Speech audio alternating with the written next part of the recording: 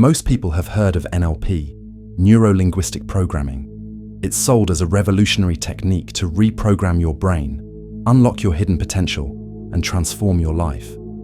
Sounds amazing, right? But here's the uncomfortable truth. NLP is not a science, it's a product. And it's one of the most brilliantly marketed products of the last 50 years. Let me explain what I mean.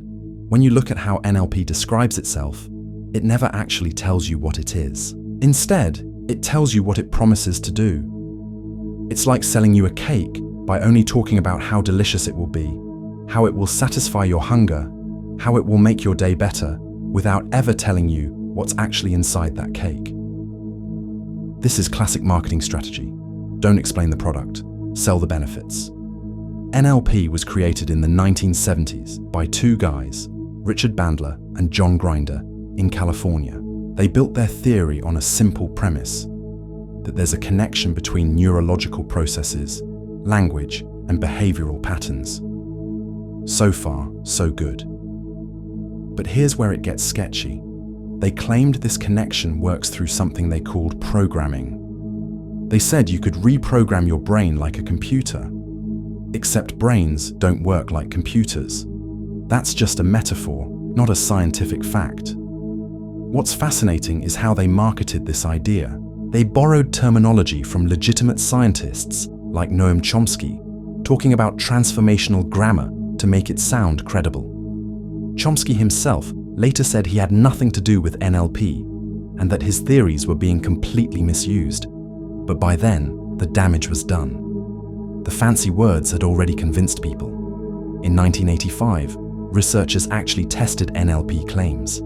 They took students with public speaking anxiety and divided them into 3 groups. One group sat silently for an hour. Another group received legitimate cognitive behavioral therapy. The third group went through NLP workshops. You know what happened? All 3 groups improved equally. That's right. Doing nothing worked just as well as NLP, because the improvement came from context, from the simple act of paying attention to the problem, not from any special reprogramming technique. But here's the disturbing part.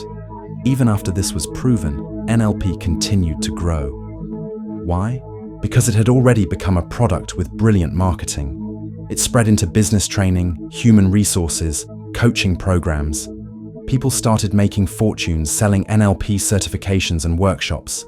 The very first workshop Bandler and Grinder held, they sold 100 tickets at $1,000 each.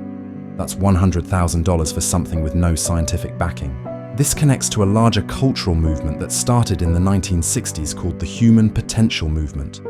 This movement claimed everyone has untapped potential waiting to be unlocked.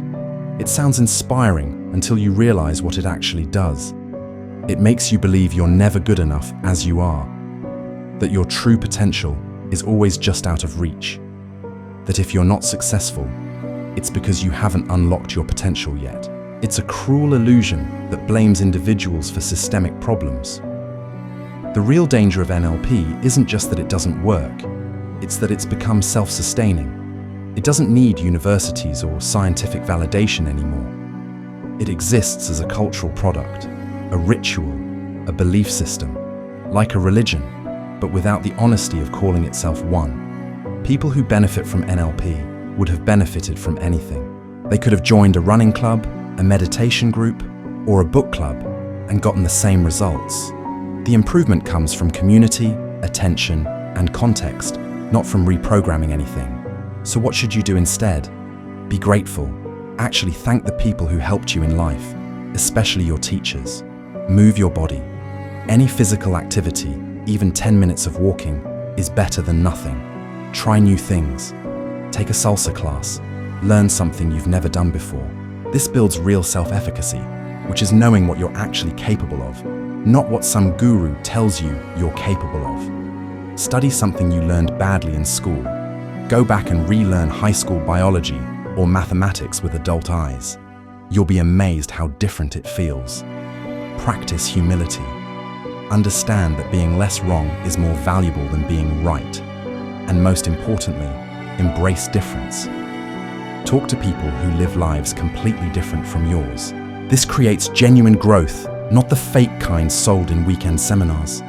The uncomfortable truth is this: there is no hidden potential waiting inside you to be unlocked. You are not a computer that needs reprogramming. You're a human being shaped by your environment, your choices, and your relationships. You don't need a guru or a $3,000 workshop to become better. You need community, curiosity, and the courage to admit what you don't know. NLP will continue to exist because it's profitable, but you don't have to buy it. Save your money. Take that $3,000 and spend it on experiences that genuinely expand your world. Travel somewhere new. Take a real class at a community college. Support actual therapy if you need it. Because the only person who can change your life is you, and you don't need anyone's permission or expensive program to start.